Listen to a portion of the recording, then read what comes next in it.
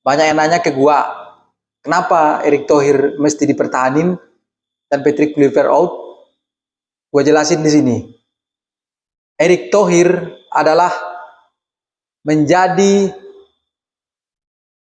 alasan pemain-pemain diaspora di seluruh dunia rela menanggalkan paspor aslinya untuk menjadi WNI, untuk bermain dengan timnas dengan sepenuh hati. Itu salah satu alasannya adalah karena Pak Erick Thohir.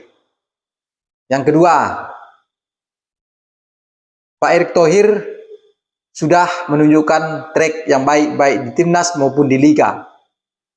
Kita tinggal tunggu waktunya untuk lebih baik ke depan. Dan kemudian kenapa Patrick Kluivert harus out? Janjinya tidak sesuai.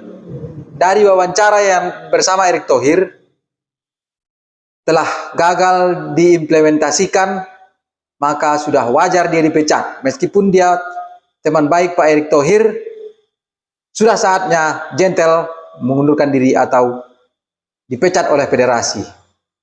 Bravo DSP.